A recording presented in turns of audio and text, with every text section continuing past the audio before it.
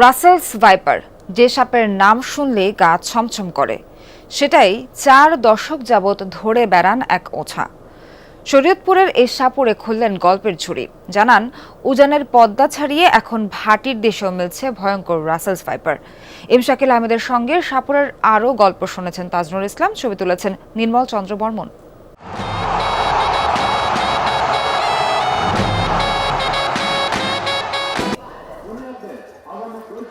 মিনু ঢালি সকালের আলো ফুটতেই ডাক পড়ল শরীয়তপুরের সখীপুরের এই সাপুড়ে।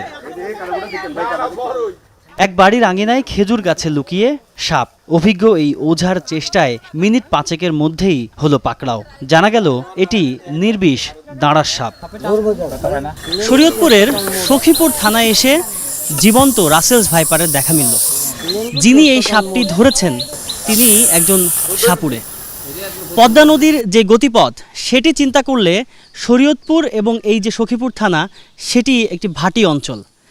এই সাপ এত ভাটিতে চলে এসেছে যেটি সবার জন্যই অনেক বেশি উদ্বেগের কারণ।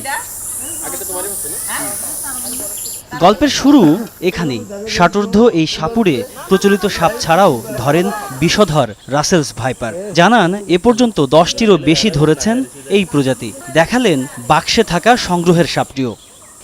বিভিন্ন জায়গায় সাপ ধরতাম, কেউ খবর করত যে ভাই এই ব্যাপারে একটা সাপ অমুক জায়গায় আছে, আমাদেরকে জ্বালা যন্ত্রণা করতেছে, আপনি ভাই সাপটা ধরে নিয়ে আসছেন। তখন তার কোনো টাকা পয়সা কিছু আমরা নিতাম না।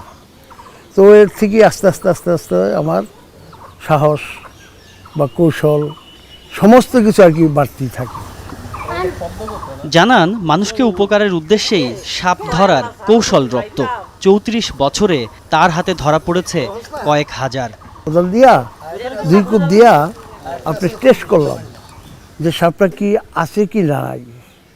তাই লাঠি একটা সিফটি ডালা ঢুকাইলাম, ঢুকানোর পরে ওই সাপের উপরে গিয়ে পছন্দ সাপে এমন এক শোষানি দিতে, শোষানি দিতে মনে করেন আমার বগলো দিয়ে রাখছিল, দৌড়ে পালাই গেছে। রাসেলস ভাইপার ধরা এই সাপুড়ে জানান, সাপ দংশন করলে ঝাড়ফুঁকের আশ্রয় না নিয়ে কেবলমাত্র হাসপাতালেই যাওয়া উচিত। এখন আমাদের কাছে আইসো না, তোমরা ভ্যাকসিন দাও, ঠিক আছে, আমাদের কাছে আইসো সময় করে লাভ নাই, আমাকে হরান করে লাভ নাই, আমাকে বদনাম করে লাভ নাই। আমরা যাই যা জানি ওই পর্যন্ত কি থাকি, তারপরে অনেক লোক এখনও আমাদের কাছে আসে। রাসেলস ভাইপার সম্পর্কে আতঙ্কিত না হয়ে ঘরে বাইরে সতর্ক থাকার পরামর্শ দেন মিনু ঢালি।